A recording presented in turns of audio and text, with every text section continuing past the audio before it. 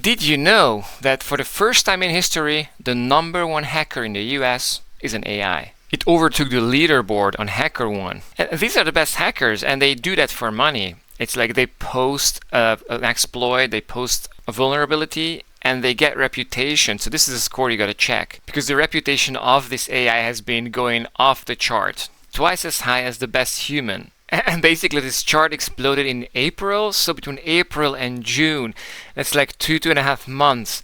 This AI went from it's very good to like the best on the market. Like this reputation is actually people who pay other people for pen testing for doing like hacking, you know, the white hat hacking. So I love this benchmark because this is a real life one-to-one hacking ability. And so when they released this article, how they did it, I could not resist. I had to go there. This is the guy who wrote the article. This guy is head of security at XBOW. Imagine to be the head of security of the best hacker in the world. Could this guy actually single-handedly become a ruler of the world before Moksha takes over? And he's a self-proclaimed binary entomologist, and I had to look up entomologist. It basically means an insect biologist. So he's basically a biologist for binary life. These simple life forms, these agents, and increasingly complex agent swarms like XBOW. So this article about how they built the super hacker is from Nico Weissman, head of security. So these guys did it by making amazing benchmarks, because you have to measure your progress. If you're building this, super hacker from scratch, like how do you measure its progress? And so they tested XBOW with existing capture the flag challenges, and then quickly moved on and built their own unique benchmark. And it seems like they're open sourcing their benchmarks on GitHub. GG on that one. And you can only get so far with benchmarks, then they needed to move to real world exercises. Discovering 0-day vulnerabilities in open source projects. And then step number 3, they took XBOW to black box production environments to compete in one of the largest hacker arenas where companies serve as the ultimate judges. Yes, because this score here, the reputation score, is given by companies who actually pay for pen testing services. So they let XBOW loose on the internet. XBOW is a fully autonomous AI-driven penetration tester. It requires no human input, and it completes comprehensive pen tests in just a few hours. And that's when they started to earn their reputation on HackerOne. And this is how they went from benchmarking to the real world. Quote, "To bridge that gap, we started dogfooding XBOW in public and private bug bounty programs hosted on HackerOne.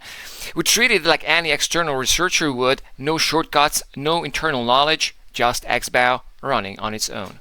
And they soon found ourselves climbing those ranks. So now they had super hacker, this proto super hacker, but their problem was scaling. While XBOW can easily scan thousands of web apps simultaneously, HackerOne hosts hundreds of thousands of potential targets. As a startup with limited resources, even when we focused on specific vulnerability classes, we still needed to be strategic.